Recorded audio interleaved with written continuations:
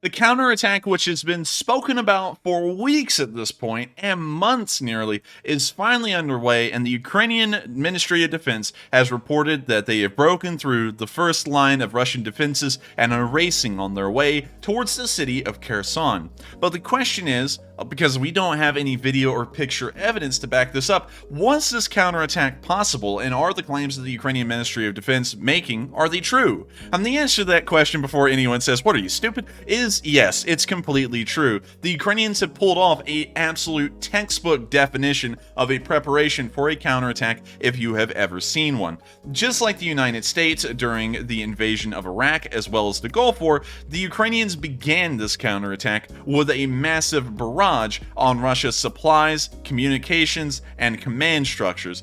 Most importantly, their supply structure. While the command and communication structures can move and can be set up and of course replaced, although that's a question at this point whether the Russians have enough supplies to do that, one thing the Russians cannot replace easily is the supply side of things. Now, an ammunition depot going up is wonderful, and a supply convoy being knocked out is great too, but they pale in comparison to the actual effect and damage that destroying a bridge will have on the logistical situation, especially in this western bank of the Kherson area. There are only 3 bridges here, and each one is where all the Russian supplies have to cross. For example, the entire Kherson garrison operated by the Russians right now would either have to have their supplies brought over on the Antonovsky Bridge or the Antonovsky Railroad Bridge.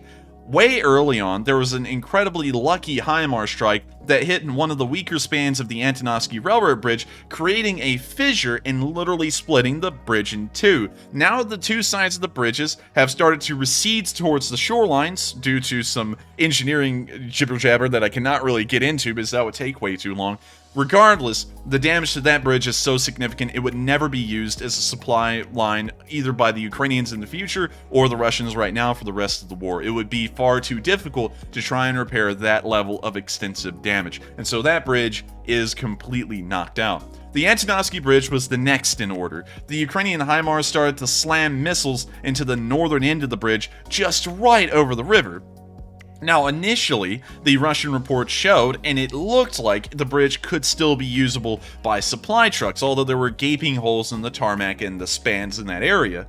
However, more HIMARS strikes started to hit that exact same area, and we could tell that the Russians were beginning to lie about the condition of the bridge as they then erected a ferry directly alongside the bridge, which has now been used for the remainder of the war, to ferry soldiers and supplies from the southern bank of the river to the northern bank into Kherson as a whole.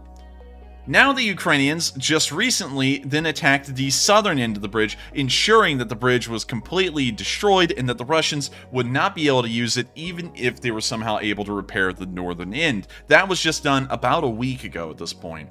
The Russians also have been trying to attempt, in their own way, to reconstruct the bridge with barges directly alongside. These barges were being tethered to the, I guess you could call them the legs of the bridge that extended down into the river, and in theory, this would create a secondary temporary bridge that Russian supplies could flow over uninterrupted along with reinforcements. However, the last video we saw of it was 3 days ago, and it was only partially finished, with it reaching about halfway through the river.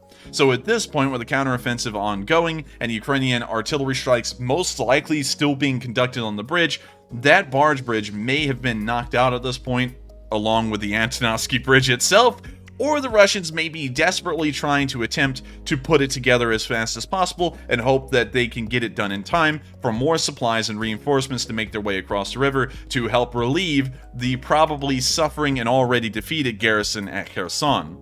The last bridge to be knocked out was only targeted and destroyed in full effect about 5 days ago. While HIMARS attacks had been occurring on the Novokakhovka Bridge for weeks at this point, most of them were not directed at the dam bridge itself, it was directed at the lock bridge, and this is a special kind of thing that the Novokakhovka Dam area has going for itself, is that there are actually 2 separate bridges here. You have the lock bridge, which passes over the lock, and then you have the dam bridge, which while being on the dam is actually separated from it, so you can actually destroy that bridge without destroying the dam as well.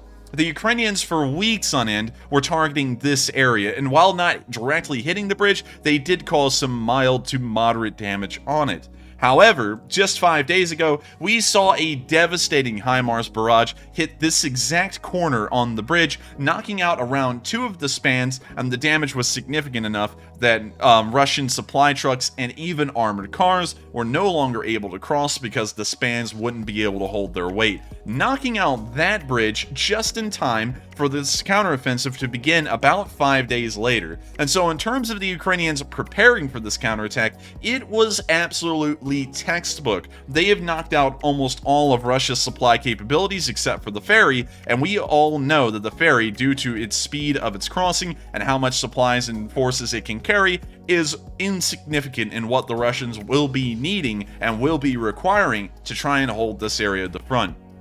Now, with that in mind, and knowing that the Ukrainians have led up to this counteroffensive, how fast could they really be going, especially considering that the Russian forces on this side are poorly equipped and probably do not have the supplies nor the command structure anymore to continue on a defense? Well, if they were going Blitzkrieg Speed, which is the speed that the Germans went in World War II, during Operation Barbarossa, it is claimed, and my source for this is fieldgrawl.net, which is an incredibly old internet forum, and this man posted this article in 2004. He calculated the average speed of the German advance in Operation Barbarossa to be 6 kilometers a day.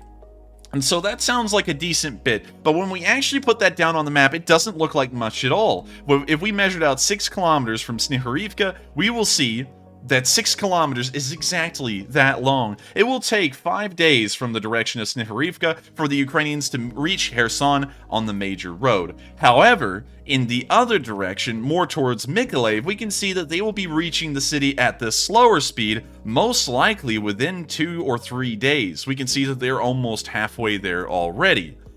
But there is a caveat. The Germans, although believed to have been incredibly advanced in the Second World War due to popular opinion, were not as advanced as the United States and did not have as many motorized units as really any other country in the war. The United States, under the command of General George S. Patton during the campaign in France after the Normandy invasion, was able to cover on average around 18 kilometers a day, which I would consider more so to be the modern average for a fast advance than the actual German Blitzkrieg speed. Going off of that, we can see that over the past 24 hours, Ukrainian forces were probably able to cover the entire distance in between their Mykolaiv western side of the Kherson front and reach Chernobyivka, which is the outskirts of Kherson city and considered one of its suburbs. In the other direction of Snihurivka, we can see that covering 18 kilometers in a single day will get the Ukrainians about halfway to Kherson on that side as well. And considering that more than 24 hours have passed now, the Ukrainians are probably well on their way at this speed to have Kherson entirely encircled, and the Russian lines in this area may have collapsed to the point of no return. There may not even be a defense of the city of Kherson if the breakthrough has been this severe and the Ukrainians' advance is this fast. The Russians will probably not be able to regroup in time for a proper city defense. And that also leaves this northern finger entirely unattended. We're not even talking about this right now, but we can see, based off of the fire charts, it looks like there is a lot of activity up here in this area. In fact, most of these fires appear to have been set in the past 6 hours, especially in this one line across the front, showing that there may be massive advances here as well, although we have no picture or video evidence to speak of, and so it's really hard to tell. And once again, we're not trying to violate operational security for the Ukrainians, as they have requested immediate blackout, and so all of this, everything I've said, should be taken, as a lot of people on my channel know, with a grain of salt. There may be no truth to what I'm saying. The Ukrainians may actually be holding the front lines as they are right now and running a psychological operation against the Russians to think that the front lines are collapsing elsewhere around them. There is really no way to know. But one thing I can guarantee you is that with the build-up that came before this counterattack, I can assure you that there is certainly one underway, and it's most likely making blistering progress in this area of the front lines, and Ukrainian forces will most likely be raising the flag over Kherson within the next couple of days, or at worst, the next couple of weeks.